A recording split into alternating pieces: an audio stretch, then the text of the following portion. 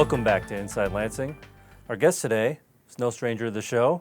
It's Dan Podgorski, Village Administrator for the Village of Lansing. We're just happy to have you back on the show, Dan. Hi, Neil. Thanks for having me on. Always enjoy being here. Yeah, we love having you back in the studio. We love having you on here to talk about, of course, some exciting things coming up. Why don't we start with the big one, economic development? Sure. That's very important to the village. I know it's very important to the viewers to hear about it. So one of the big ones right now I've noticed, and I don't think it's a stranger to anybody in town, is ChickfilA. That's going up pretty quick. It looks like they're already building. They got the walls up and everything. What can we expect over on that side of town? How quickly is it coming across, and how did that process go? And then when are we gonna have it? Yeah, sure. ChickfilA is coming fast. They are moving and putting up that building very quickly. We first started the ChickfilA process probably about 18 months ago when they got a hold of us. We had a brief meeting at the municipal center one day, and I think their time frame at that point was to be open in maybe 2025. We made it a priority that whenever, what's obviously ChickfilA, big name in the retail industry, it's obviously a growing company. We were, happy that they had selected Lansing for one of their new stores, and we just made it a priority with all the people in our development department, really all the department heads, that whenever ChickfilA calls with a question regarding this project, this is everyone's number one priority.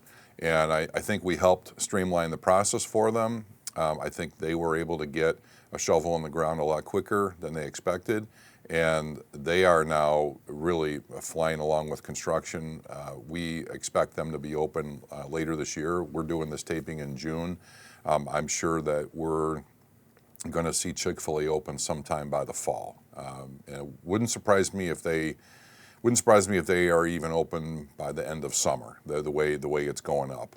So definitely, I think before the end of the year, people will be able to enjoy ChickfilA, along with some of the other, Chipotle just recently opened. So we're in a nice little hot streak right now with some of our redevelopment on Torrance, and ChickfilA is really, it's going to help attract other national brand names to Lansing, and it really all kind of started with Starbucks. Starbucks was the first, kind of big national name that kind of kicked off this Torrance Avenue, this corridor redevelopment, and that really started a chain of events. When other retailers see that a Starbucks is going in, well, they want to be there. They want to be next to Starbucks.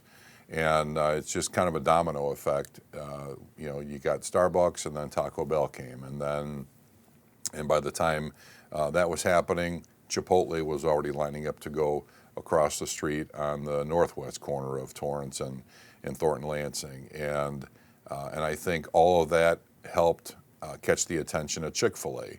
And ChickfilA, they kind of did their own deal. That was not, they're at the site, 176th place in right Torrance. off the expressway there. Yeah, just south of the expressway there, where the Around the Clock restaurant used to be, and they identified that site and they bought it themselves. That was different from the Starbucks and the Taco Bell and the Chipotle, which were properties that we owned. ChickfilA, they did their own due diligence and identified that site and came to us and said, well, would you be willing to help us with? There's really not a whole lot of incentives on that site. The really thing they only got from the village was a Cook County Class 8 tax incentive, which it lowers the property tax assessment for a period of 10 to 12 years. But there were no real exciting stuff. Yeah, I know that doesn't move the needle for a lot of people, but they didn't come into Lansing and really ask a whole lot of us other than that one incentive, and then just to work with them on their review of their building plan, and they needed a special use permit to do outdoor seating and a drive-through. So I mean, we're very excited to have ChickfilA come to Lansing, and it's really helping us along as we reimagine and kind of redevelop that Torrance Avenue corridor. We'll be there to cover it when it opens, and I know we could talk about Chick-fil-A all day long, but there's so many more things to talk about. Yeah. For example, we have a Kia dealership coming in town. Is that correct?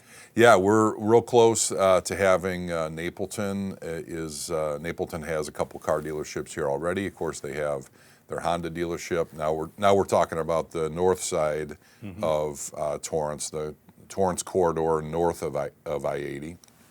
Napleton has their Honda dealership on the west side of the street. They've got their Chrysler, Jeep, Dodge, and Ram dealership on the east side of the street. Napleton went out and purchased the old Best Buy building a couple of years ago, and in preparation to move one and hopefully two of their other local car dealerships to Lansing. And we're obviously very excited about that as well. Car dealerships they're very clean. They have big price points, so the sales tax dollars that the village recoups from sales of cars are, it's a big revenue producer for the village. We've had a really good relationship with Napleton, and so they've gotten approval from Kia. Kia has approved the relocation of the Kia car dealership, which is in Calumet City, to move south to Lansing at the site of the old Best Buy. So that is that's going to be starting soon. Probably going to be at least a year or so before they're ready to open. They've got some significant remodeling to do inside the Best Buy.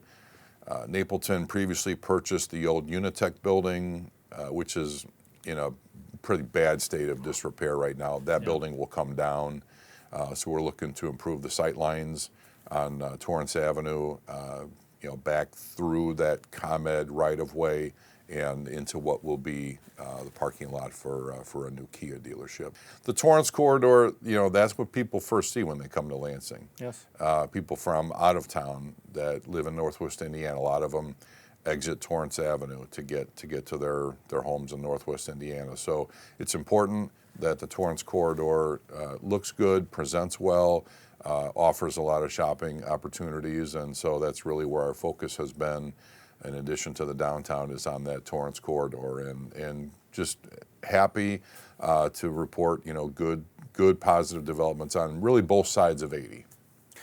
Now, we were talking about Torrance corridor a lot, but then you did bring up the downtown area, and there is one place I can think of right now that's having a bit of a renovation, and that's the old Golden Palace. Golden Palace. The Golden Palace Sure. restaurant is now going up.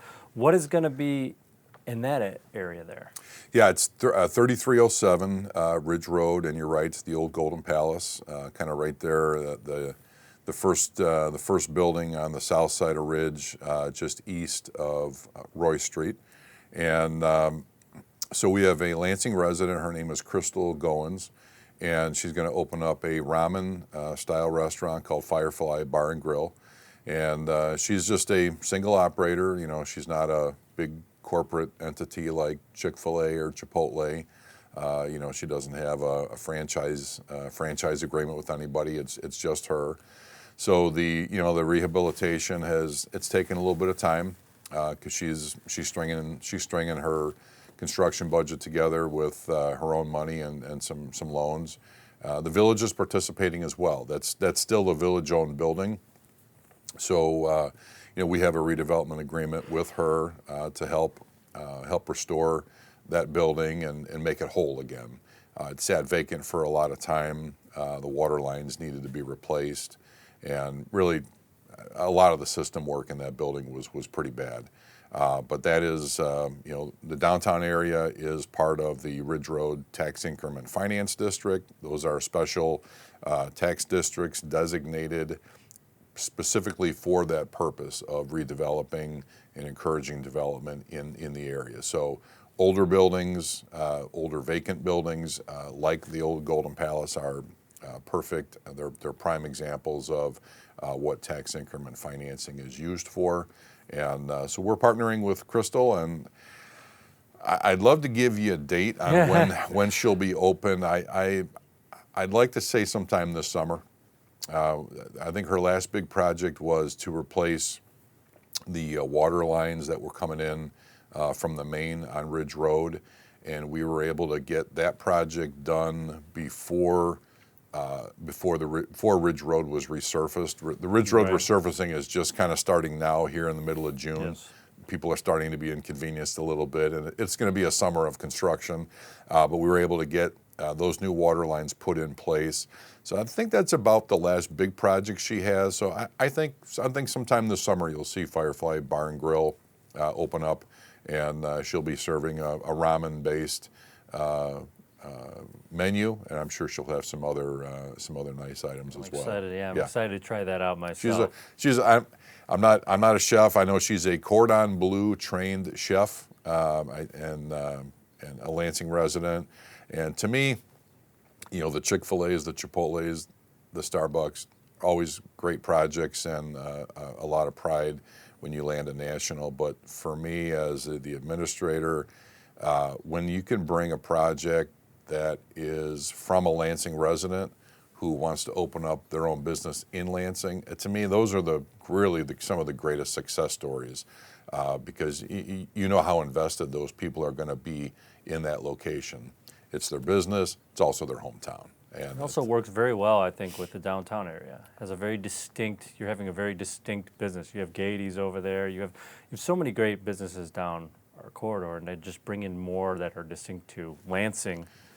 Just makes it more homey, more feel like you're a part of a community. Yeah, I couldn't agree more with how you just laid that out. You want to have something unique to your town. And again, you go back to the example, the Chipotle's, the Chick-fil-A's. Hey, those are great to have. They get them in town. Torrance is a great place for those to be because people from out of town, they recognize those brand names, and so they'll stop there. But you're right. You want your town to have its own unique identity. So this will be the only Firefly Bar and Grill, and Gaiety's has had a couple other locations over the years, but they're basically, I think, just a single shop at this location now. And so you're right. When you have something unique to your town, and especially in that downtown area where we want to encourage our residents to come out, participate in the cruise nights, participate in concerts at Fox Point, come out before the show and get something to eat, or stay out after the show and go get something to eat or something to drink, and it just makes for that vibrant downtown, and it makes everybody feel like, hey, there's a lot going on in this town. This town is vibrant, and it's hopping, and it's the place to be. So it's those are all those things. There isn't really one business. There's not one thing that gives you that feeling or makes it happen, but it's the summation. It's the accumulation of all those businesses, all those addresses, and we know Crystal's business is gonna add to that ambiance, that aesthetic that we're building in the downtown area. I could talk about food all day long and Yeah, about all the food coming into town, and trust me, I'd be very excited to try all of it out. That's not going to be a surprise here. But we got to talk about other things. And I know on another side of town, there's a company coming in that probably a lot of people have seen the name, they know the name, but they are probably not familiar with who they are. So maybe you could talk a little bit about that and what's happening with that project with Ozinga. Sure. Yeah, and this is, again, a really positive development for Lansing, and it's great when we are hitting on development at all different parts of town, as you just mentioned. So Ozinga, which a lot of people know the name, they're a well-known name in the concrete construction industry. They operate in about 5 or 6 states. They have over 100 locations where they have concrete, ready mix materials for contractors when they're doing construction.